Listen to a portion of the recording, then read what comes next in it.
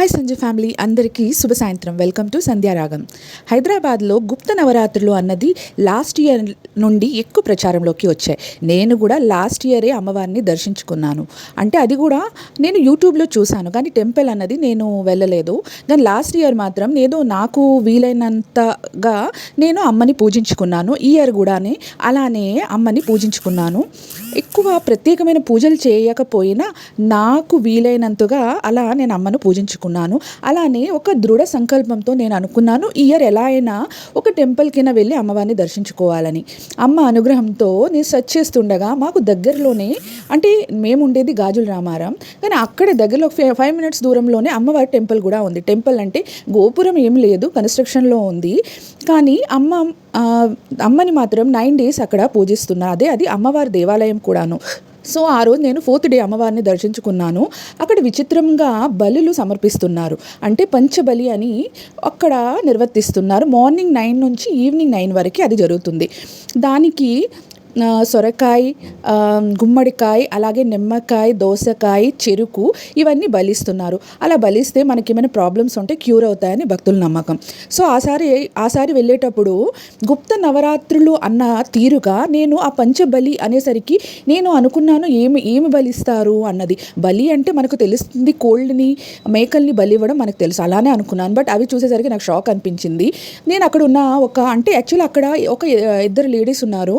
వాళ్ళు ఒకే కలర్ అంటే డ్రెస్ కోడ్తో ఉన్నారు. వాళ్ళ అమ్మని అక్కడ క్లీనింగ్ అవన్నీ చేస్తున్నారేమో. అలాగే అక్కడ పంతులు గారిని కూడా నేను చూశాను. సో ఆయన అక్కడ అవన్నీ పూజలు నిర్వర్తిస్తున్నారు 4th day నాడు. నేను 7th day మళ్ళీ అమ్మని దర్శించుకోవడానికి వెళ్ళేటప్పుడు అక్కడ ఒక లేడీ మంత్రాలు చదువుతూ అమ్మని పూజిస్తుంది.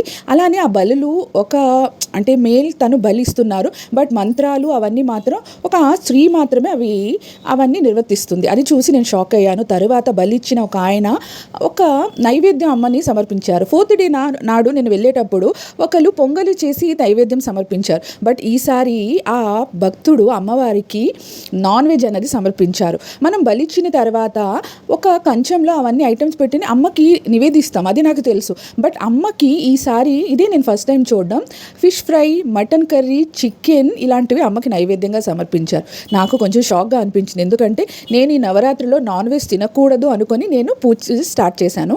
బట్ అక్కడ నైవేద్యం అవన్నీ చూసేసరికి నాకు షాక్ అనిపించి అడిగితే వాళ్ళు అన్నారు, నవరాత్రులు చేస్తున్న వాళ్ళు నాన్ వెజ్ తినకూడదు, బట్ అక్కడికి వెళ్ళే వాళ్ళు మాత్రం తినొచ్చు అంట. అది నాకు అంతవరకు తెలియదు, అక్కడికి వెళ్ళాక నేను తెలుసుకున్నాను. మీకేమైనా వివరాలు తెలిస్తే నాకు చెప్పండి. ఎందుకంటే ఈ గుప్త నవరాత్రులు అన్నది లాస్ట్ ఇయర్ నుండి ఎక్కువగా వినిపిస్తుంది. సో అమ్మని కూడా లాస్ట్ ఇయరే నేను దర్శించుకున్నాను. ఇంకా అమ్మ విశేషాలను ఎన్నో చాగంటి కోటేశ్వర గారు కూడా మనకి చెప్తున్నారు. అవన్నీ వినేసరికి నాకు కొంచెం ఆశ్చర్యంగా ఉంది. అలాగే అమ్మవారు విగ్రహం కింద కామాఖ్య దేవిని కూడా ప్రతిష్ఠించారు. అలాగే అమ్మవారు ఇరువైపులా అంగదేవతలు కూడా ఉన్నారు. అవన్నీ అక్కడ ఉన్న ఒక ఆమె నాకు చెప్పారు. సో అవన్నీ మీతో ఇలా షేర్ చేసుకుంటున్నాను. బట్ నాకు లాస్ట్ డే వెళ్ళడానికి వీలు పడదు. సో నేను వెళ్ళలేకపోతున్నాను. అందుకని చాలా వరకు ఇంపార్టెంట్ అన్నవి నేను గ్యాదర్ చేయలేకపోయాను. సో ఈ ఇయర్కి ఇంతే. నెక్స్ట్ ఇయర్ ఇంకా అమ్మ అనుగ్రహంతో ఇంకా ఎన్నో విశేషాలు, వింతలు తెలుసుకొని మీతో షేర్ చేసుకుంటాను. మీకు అలాగే ఏమైనా విశేషాలు తెలిస్తే నాతో షేర్ చేసుకోండి. మీరు ఈ టెంపుల్ కూడా వెళ్ళాలి అనుకుంటే, ఈ గాజుల రామారం ఇంకా ఈ చుట్టుపక్కల ఉన్నవారు అమ్మవారిని దర్శించుకోవాలి అనుకుంటే రేపు ఒక్కరోజే లాస్ట్ డే. సో మీరు నాకు మెసేజ్ చేస్తే నేను మీకు లొకేషన్ ఆర్ అడ్రస్ సెండ్ చేస్తాను. మీరు వెళ్ళి అమ్మవారిని దర్శించుకోవచ్చు.